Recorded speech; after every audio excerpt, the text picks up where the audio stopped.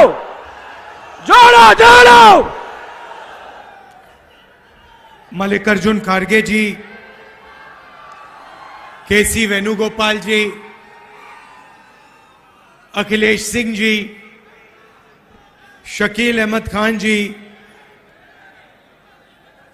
Madan Mohan Jha ji,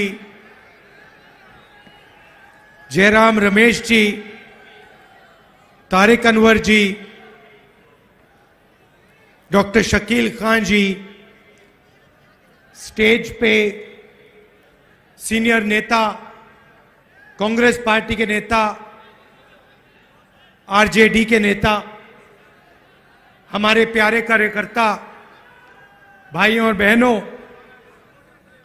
press के हमारे मित्रों, आप सबका यहां बहुत बहुत स्वागत। शुरुआत में मैं आपसे माफी मांगना चाहता हूं।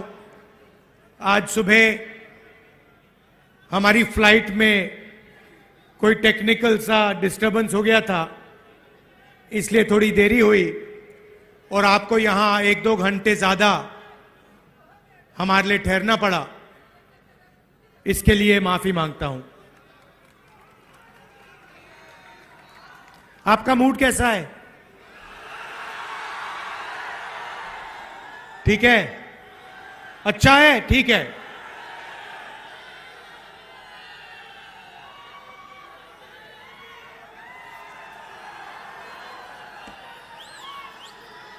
रास्ते में बिहार के युवाओं का जोश, बिहार की जो क्रांतिकारी हिस्ट्री है वो थोड़ा देखने को मिला। अब हमारी भारत जोड़ो न्याय यात्रा बिहार से निकलेगी। आपसे मिलने का मौका मिलेगा, आपसे बातचीत करने का मौका मिलेगा। ये हमने भारत जोड़ो यात्रा 1 साल पहले की। कन्याकुमारी से कश्मीर तक चले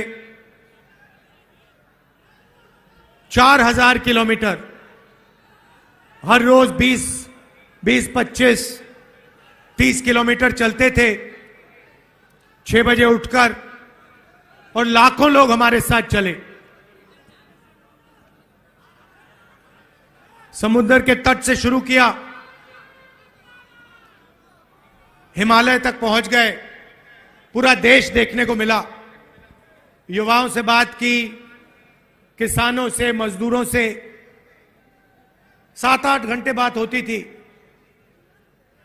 अलग अलग लोगों से बात होती थी, और फिर शाम को 15-20 मिनट ऐसे हम अपनी बात रखते थे। लोगों ने हमसे पूछा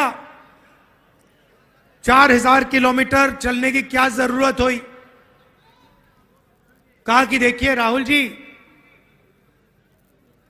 4000 किलोमीटर शायद पहले कोई चला नहीं है,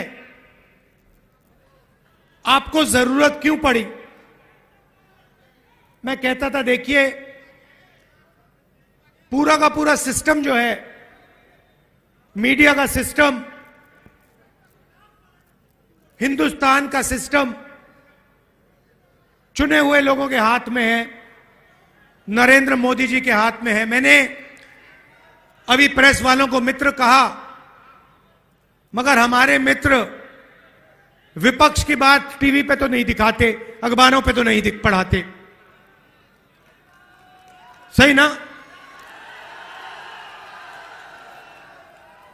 वो टीवी पे आपको नरेंद्र मोदी जी का चेहरा दिखेगा, वो अदानी अंबानी का चेहरा दिखेगा, उसके साइड पे आपको ऐश्वर्या राय, अमिताभ बच्चन नाचते हुए दिख जाएंगे, डांस करते हुए, 2-3 क्रिकेट वाले दिख जाएंगे, मगर गरीब किसान, मजदूर, बेरोजगार युवा आपको नहीं दिखने वाला। जैसे हजारों किसान दिल्ली की ओर चल रहे हैं, उन पर टीयर गैस चलाया जा रहा है, छर्रे मारे जा रहे हैं। मैंने 2 दिन पहले किसानों से बात की, फोन पे बात की।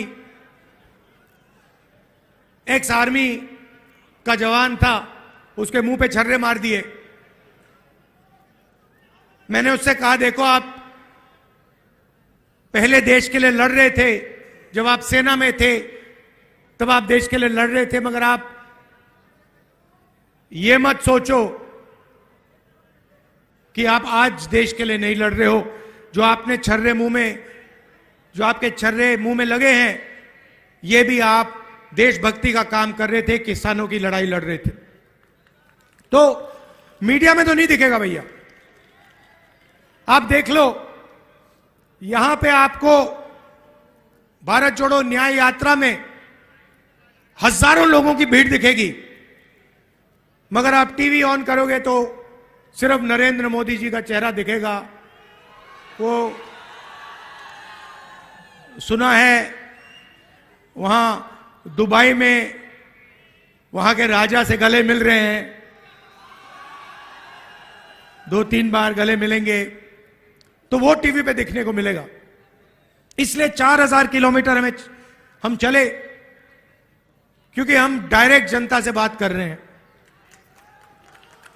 मतलब ये जो टेलीविजन वाले बिचौली हैं, इनको हमने परे कर दिया है। भारत जोड़ो यात्रा पे हमने नारा दिया, नहीं हमने नहीं दिया, नारा भीड़ से निकला। एक दिन एक व्यक्ति बाहर दौड़ता हुआ आया, पुलिस वाले ने उसको मारा। पहले इधर से आया, इधर से पुलिस वालों ने रोका, फिर दूसरी साइड से आने की कोशिश की, फिर उसको 2-3 धक्के लगे। अंत में वो दौड़ता हुआ आता है मेरे सामने, ऐसे खड़ा होकर कहता है, राहुल जी मैं समझ गया, मैं जानता हूं आप क्या कर रहे हो। मैंने उससे पूछा, भैया बताओ क्या कर रहा हूं। कहता है, नफरत के बाजार में मोहब्बत की दुकान खोल रहे हो। मैंने कहा बात तो सही है। और फिर भाषण में मैंने कहा कि देखिए, भीड़ से आवाज आई है, भीड़ से नारा आया है, नफरत के बाजार में मोहब्बत की दुकान खोल रहे हैं। और सिर्फ मैं नहीं खोलता हूं, ये मोहब्बत की दुकानें आप सबके दिलों में है। आपने देखा होगा, कांग्रेस के किसी भी कार्यकर्ता को देखो, हमारे नेताओं को देखो, मुस्कुराते हुए चेहरे दिखेंगे। टेंशन हो, मुश्किल हो, कठिनाइयां हो, कांग्रेस पार्टी के नेता, कांग्रेस पार्टी के कार्यकर्ता मुस्कुराते हुए दिखेंगे। सही, देखो सारे के सारे मुस्कुरा रहे हैं। दूसरी तरफ बीजेपी के कार्यकर्ताओं को देखो, ऐसे देखते हैं। पूरी दुनिया को रोज ऐसे देखते हैं कि बाकी सब लोगों को कुछ नहीं मालूम, आरएसएस और बीजेपी के लोगों को सब कुछ मालूम। सोच है उनकी। और देश में कोने कोने में नफरत फैलाते रहते हैं।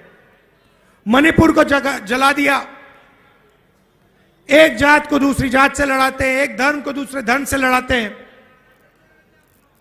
तो उनके हिंसा और नफरत के खिलाफ हमने भारत जोड़ो यात्रा की और यह नारा दिया, नफरत के बाजार में मोहब्बत की दुकान।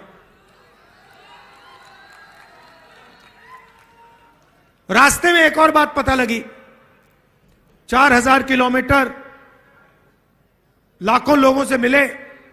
हमने पूछा, भैया बताओ, ये देश में जो नफरत फैल रही है, हिंसा फैल रही है, क्रोध है, इसका कारण क्या है? मैंने ये सवाल हजारों बार लोगों से पूछा, आम जनता से पूछा। नहीं, मोदी नहीं है, मैं आपको बताता हूं। मोदी इस चीज का चिन्ह है, मगर मोदी कारण नहीं है, कारण दूसरा है। और किसानों ने मुझे बताया, युवाओं ने बताया कि राहुल जी हर रोज हमारे खिलाफ कोई ना कोई अन्याय किया जाता है। हिंदुस्तान में गरीब लोगों को, कमजोर लोगों को 21वीं सदी में न्याय नहीं मिल सकता, और इसका नतीजा नफरत और हिंसा है। और यह बिल्कुल सही बात है।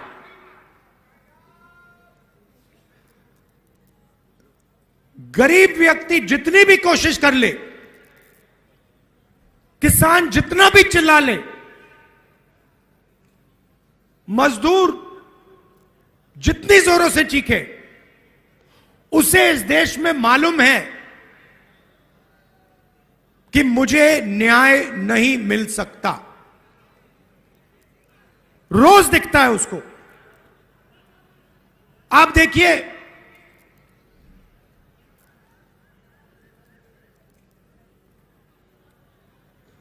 सबसे अमीर लोगों का नरेंद्र मोदी जी ने 14 लाख करोड़ रुपया कर्जा माफ किया है। 14 लाख करोड़ रुपया। नरेगा में कितने लगते हैं? साल में कितने लगते हैं? कितने? हम नरेगा का एक साल? नहीं, बजट साल का। नरेगा का पूरी की पूरी नरेगा को चलाने के लिए एक साल के लिए 70,000 करोड़ रुपए। सबसे गरीब लोगों के लिए एक साल में 70,000 करोड़ रुपए। और सारे के सारे अमीर लोगों ने कहा, देखो यह पैसा जाया हो रहा है। 70,000 करोड़ रुपए मनरेगा में जाते हैं और 14 लाख करोड़ रुपए हिंदुस्तान के 10-15 सबसे अमीर लोगों का एक सेकंड में कर्जा माफ हो जाता है। अखबार में नहीं आता। क्यों? क्योंकि अखबार उनके। पहले एक अखबार था, वो एक टेलीविजन था, मीडिया, एनडीटीवी, उसको भी अदानी जी ने खरीद लिया।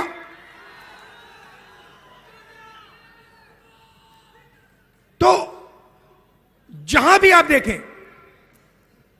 किसानों की ओर देखो, युवाओं की ओर देखो,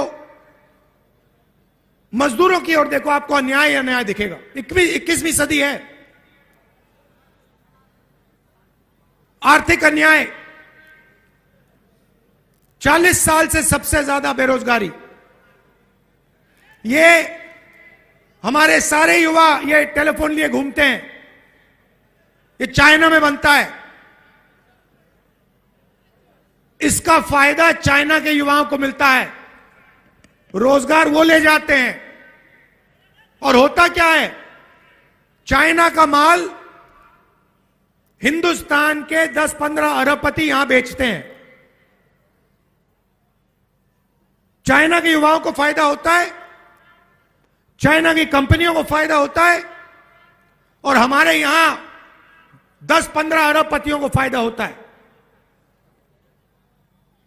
और जो छोटे व्यापारी हैं, स्मॉल मीडियम बिजनेस वाले हैं, छोटे कारखाने चलाते हैं, उनके लिए क्या? उनके लिए जीएसटी, उनके लिए नोटबंदी। खत्म कर दिया सबको। आप किसी से पूछ लीजिए, यहां पे इंडस्ट्री हुआ करती थी, सारी की सारी बंद हो गई। बिहार के लोग बाकी प्रदेशों में जाके मजदूरी करते हैं, कॉन्ट्रैक्ट लेबर का काम करते हैं। यहां पे 4 लाख शिक्षा के मजदूरी कर रहे हैं, कॉन्ट्रैक्ट पे हैं। उनको एक दिन में निकाला जा सकता है। तो यह आपको सब जगह दिखेगा। अच्छा, मैं आपसे सवाल पूछता हूं, हिंदुस्तान में पिछड़ों की कितनी आबादी? कितनी? 50%। ठीक है। दलितों की कितनी आबादी? 15%। आदिवासियों की कितनी आबादी? 8%। कितना हुआ? 50, 15 और 8 कितना हुआ? 73। 73 हुआ ना? तो पिछड़ों की, दलितों की, आदिवासियों की आबादी 73%। अब मैं आपसे पूछता हूं, हिंदुस्तान की सबसे बड़ी 200 कंपनियों में उनकी लिस्ट निकालो। मैंने निकाली है। और उनकी मालिकों की लिस्ट में आदिवासी, दलित और पिछड़े कितने हैं मुझे बताओ। कितने हैं? 0। एक नहीं है। चलो छोड़ो, ये बताओ उनकी सीनियर मैनेजमेंट में कितने हैं? 0। अच्छा बताओ, मीडिया की कंपनी के मालिक ओबीसी, दलित, आदिवासी कितने? 0।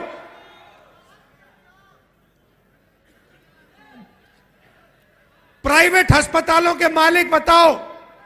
0। प्राइवेट कॉलेज, यूनिवर्सिटी के जो बड़े बड़े संस्थाएं हैं उसमें बताओ कितने? 0। एक नहीं दिखेगा आपको। अब एक काम करो,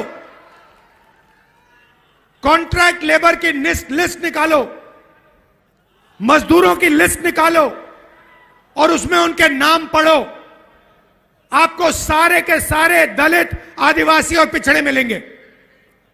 उसमें थोड़े से जनरल कास्ट के गरीब लोग मिलेंगे। यहां पे जनरल कास्ट के लोग हैं। आपसे पूछता हूं, हिंदुस्तान की सबसे बड़ी कंपनियों में गरीब जनरल कास्ट के लोगों के लिए कितनी जगह है मुझे बताओ? 0। 90 लोग इस देश को चलाते हैं। 90 आईएएस अफसर इस देश के बजट को बांटते हैं। प्रधानमंत्री नहीं बांटता, एमपी नहीं बांटते। 90 अफसर देश के बजट को बांटते हैं। वो चुनाव नहीं लड़ते कभी, वो परमानेंट रहते हैं। चाहे कुछ भी हो जाए, चुनाव कोई भी जीत जाए, हार जाए, कोई फर्क नहीं, ये 90 लोग वहीं के वहीं बैठे रहेंगे। मुझे बताओ, 90 में से 73% वाली आबादियों के कितने लोग? भाई और बहनों, 90 अफसरों में से 3 पिछड़े वर्ग के, उनको कोने में बैठा रखा है। 3 एससी और 1 आदिवासी। भाई और बहनों, अगर हिंदुस्तान की सरकार बजट में 100 रुपए खर्च करती है तो ओबीसी अफसर 5 रुपए का निर्णय लेता है। आदिवासी अफसर 100 रुपए में से 10 पैसों का निर्णय लेता है और दलित अफसर 100 रुपए में से 1 रुपए का निर्णय लेते हैं। मतलब अगर हिंदुस्तान की सरकार बजट में 100 रुपए खर्च करती है तो इस देश की 73% आबादी सिर्फ 6 रुपए 10 पैसे का निर्णय लेती है। और उसमें मैंने माइनॉरिटी की बात नहीं की, उनको अलग रखा है, वो भी 15% है। तो बात समझिए, आप वोट देते हो, आप अपनी सरकार चुनते हो, मगर 73% लोगों के लिए ना कॉरपोरेट इंडिया में जगह, ना मीडिया में जगह, ना बड़े उद्योगों में जगह, ना ब्यूरोक्रेसी में जगह, ना हाई कोर्ट में जगह। हाई कोर्ट का आंकड़ा मेरे पास है, 650 हाई कोर्ट के जज हैं।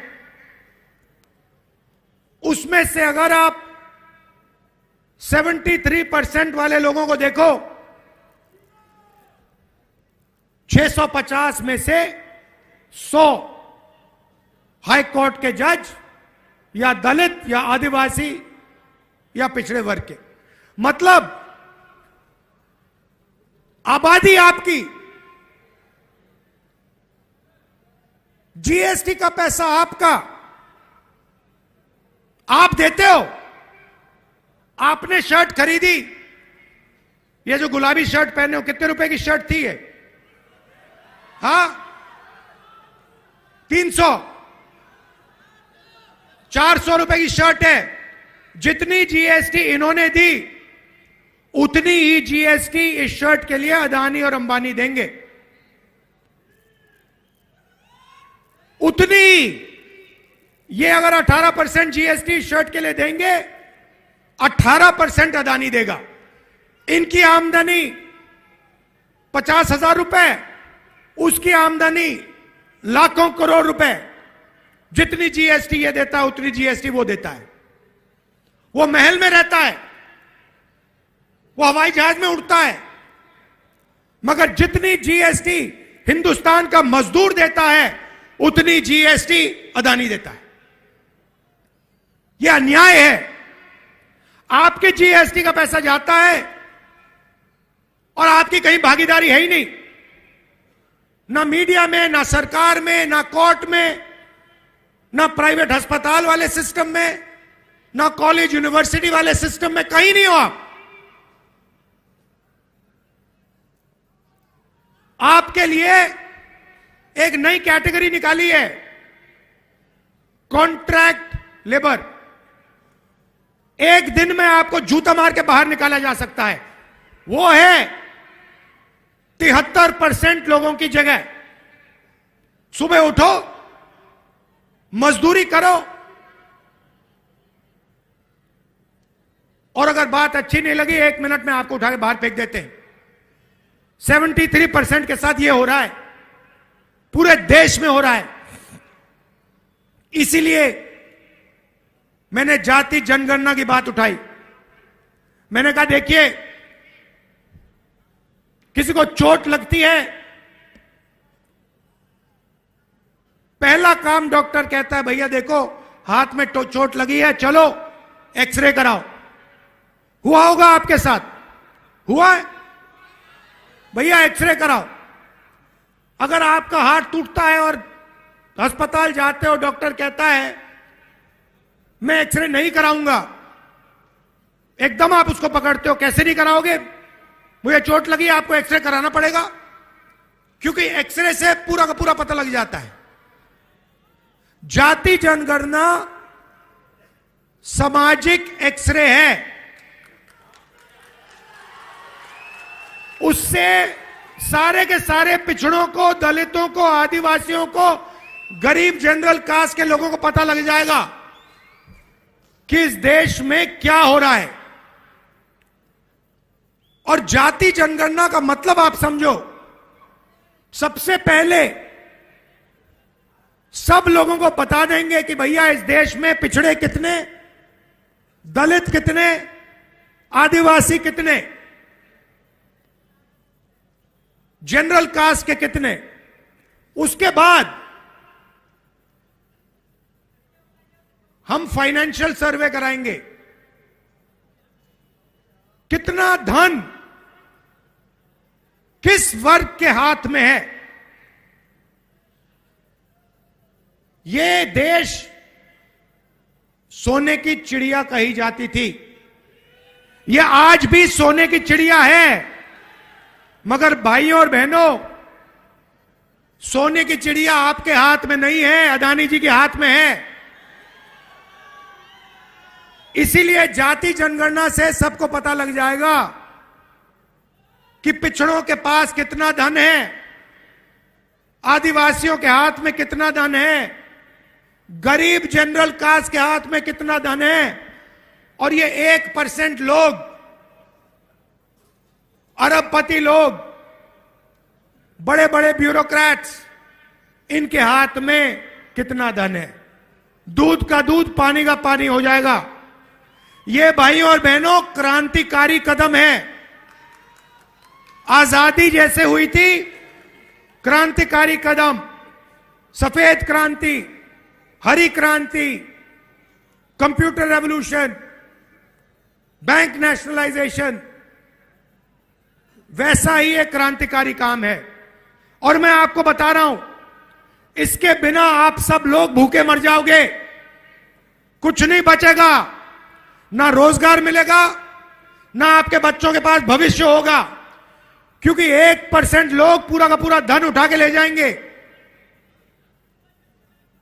इसीलिए मैं कह रहा हूं, सामाजिक न्याय का अगला कदम जाति जनगणना है, और कांग्रेस पार्टी इस काम को करके दिखा देगी। कुछ ही दिन पहले हमने एक ऐतिहासिक कदम उठाया। पहली बार हिंदुस्तान की हिस्ट्री में हमने कहा कि हिंदुस्तान के किसानों को हम लीगल गारंटी दे के एमएसपी देंगे। कानूनी गारंटी वाली एमएसपी कांग्रेस पार्टी हिंदुस्तान के हर किसान को देने जा रही है। ऐतिहासिक काम है।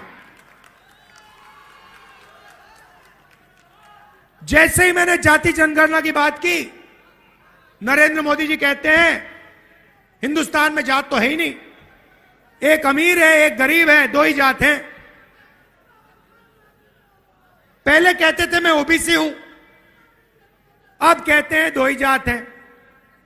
हमने एमएसपी की गारंटी दी, बीजेपी के लोग कहते हैं कांग्रेस पार्टी ये कर ही नहीं सकती। पहले हमारे बारे में कहते थे कांग्रेस पार्टी किसानों का कर्जा माफ नहीं कर सकती।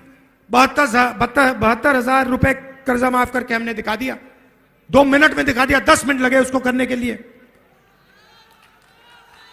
तो यही भारत जोड़ो यात्रा का लक्ष्य है कि हम सामाजिक न्याय,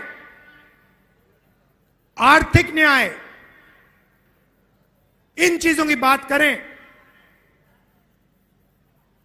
और इन चीजों की लड़ाई लड़ें। बीजेपी ने राम मंदिर का उद्घाटन किया, देखा आपने? मुझे बताओ, टीवी आप सबने देखा, आपने उद्घाटन में एक गरीब व्यक्ति का चेहरा देखा? अंबानी दिखे, अदानी दिखे, अमिताभ बच्चन दिखे, नरेंद्र मोदी दिखे, हिंदुस्तान के सारे सारे अरबपति दिखे, किसान दिखा, मजदूर दिखा, बेरोजगार युवा दिखा? तो फिर बात समझिए, ये नरेंद्र मोदी जी 2-3% के लिए काम करते हैं। ये पूरा ड्रामा जो चल रहा है आपके ध्यान को भटकाने का है। टीवी वाले मिले हुए हैं, मीडिया वाले मिले हुए हैं, अदानी, अंबानी, नरेंद्र मोदी, ये 10-15 लोगों की टीम है और इनका काम आपसे आपका जो जीएसटी का पैसा है वो छीनने का है, वो लेने का है और 24 घंटे आपके ध्यान को इधर उधर करने का है। देखो भैया, उधर वो ऐश्वर्या राय नाच रही है, वो देखो भैया अमिताभ बच्चन ने डांस मारा, वो देखो भैया विराट कोहली ने चौका मारा, ओ भैया देखो पाकिस्तान में लड़ाई हो गई, ओ देखो चाइना में ये हो रहा है। मगर हिंदुस्तान में कितनी बेरोजगारी है उसके बारे में नहीं बोलेंगे, जीएसटी का पैसा कहां जा रहा है उसके बारे में नहीं बोलेंगे, जाति जनगणना उसके बारे में नहीं बोलेंगे, किसान की एमएसपी उसके बारे में नहीं बोलेंगे, कॉन्ट्रैक्ट लेबर उसके बारे में नहीं बोलेंगे। कभी नहीं दिखेगा मीडिया पे, दिख ही नहीं सकता, वो आपका है ही नहीं, वो आपका है ही नहीं।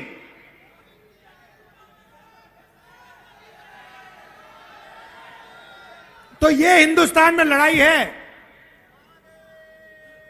ये लड़ाई हिंदुस्तान में। एक तरफ 99% लोग, उसमें 50% पिछड़े लोग, 15% दलित, गरीब जनरल कास्ट के लोग, आदिवासी, माइनॉरिटी, ये सब। और दूसरी तरफ चुने हुए अरबपति नरेंद्र मोदी, मीडिया। इसीलिए हमने भारत जोड़ो यात्रा में न्याय शब्द जोड़ दिया।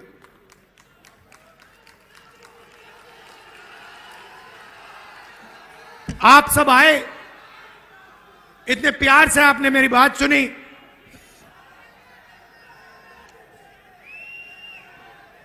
इतने प्यार से आपने मेरी बात सुनी और इतने जोश से आपने मेरा यहां स्वागत किया।